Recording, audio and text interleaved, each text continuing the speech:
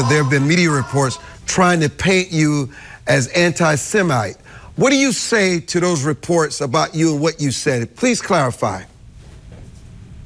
Yeah, I mean, I've never made an anti-Semitic statement in my life, ever. And I don't think anybody who is making those charges actually believes that I'm an anti-Semite. In fact, the same people, the liberal, left-wing liberal establishment, which is calling me an anti-Semite, is also calling me a Zionist. So you tell me how that's possible to be both a Zionist and anti-Semite. I have the best policy on Israel of any Democrat. And listen, Armstrong, for 3 years, since the beginning of COVID, they've been able to censor me by removing me from social media platforms and blacking me out in the media. Now that I'm running for president, they can't do that anymore. So they have a new form of censorship, which is to try to discredit me, to marginalize me, to vilify me, to call me names that they know aren't true. They did the same thing to Bernie Sanders. They did the same thing to Tulsi Gabbard. All of the people who get up and say, I want to wind down the war machine, get maligned as anti-Semites, as racist, as pro-Putin or tools of Putin, and they're going to come after me and say that about me next. So prepare yourself. And none of it is true, and they can't point to a single statement I've ever made in my entire life that is anti-Semitic, because I wouldn't do that, because that's not who I am. What do you say to the media that uses your family members to disparage you, and the Democratic Party who says there's no major endorsement to Robert F. Kennedy running for president? It doesn't really matter, because what matters most to you is that everyday people who you've given an energy, enthusiasm, an alternative to the Democratic establishment in this upcoming presidential election. Yeah, I mean, I love my family, but I don't agree with them on everything.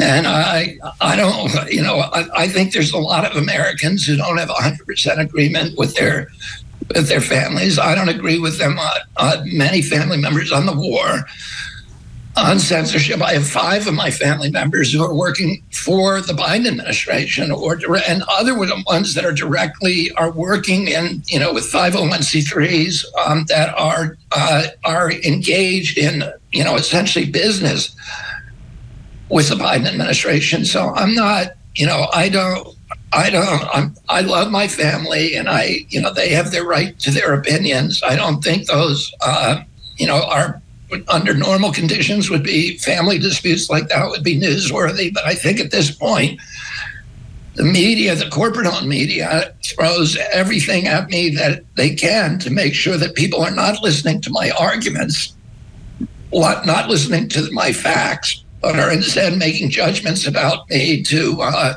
silence me. What are your thoughts on these issues of affirmative action and race and transgenderism and critical race theory? Well, I mean, we got to take one of those at a time. I've said this at the beginning, that I don't think that people who were born male should be able to compete in consequential women's sports. So I'm not talking about intramural sports or, a backyard a football game or polo, or volleyball or whatever.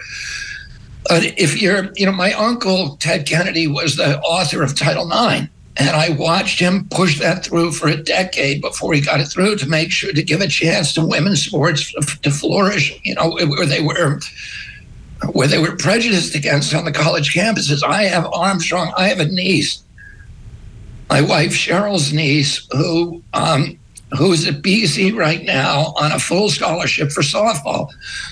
But when she was growing up, she didn't come on vacations with us. She didn't come to the Cape. She didn't come ski vacation in the winter, because she was, practicing her craft and trying to get good at it, because she wanted to go to college. Her family didn't have enough money to pay for it. And she knew that her path to college was through women's sports.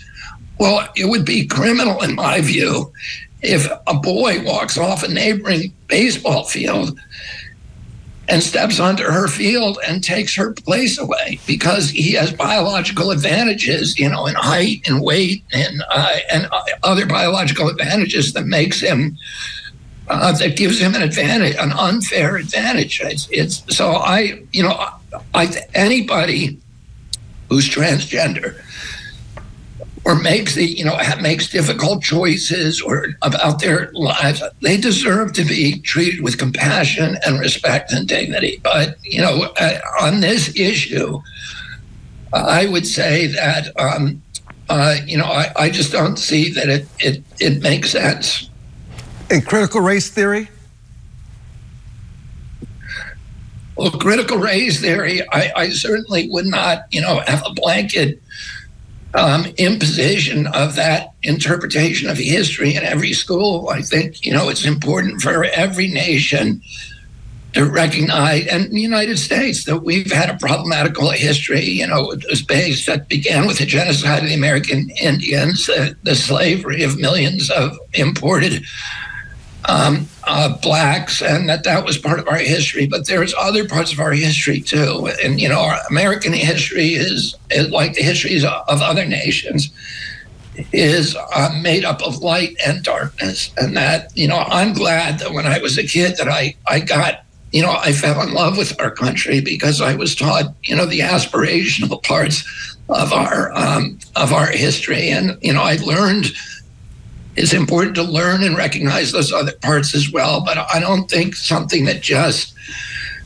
stresses the worst parts of American history is something that we ought to impose nationally or statewide on school children. That's the only thing that they're going to hear. That doesn't make any sense to me.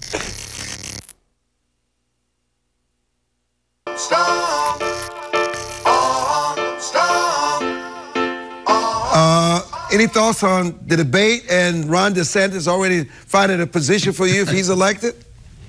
I think we should have a debate. I think, there's so many people, Armstrong, in our country now who feel like the system is rigged against them, that the election system is rigged, and that the entire economic system is rigged. And, I think both political parties have an obligation to not only the American citizens, but the rest of the world, because we're the model democracy on earth.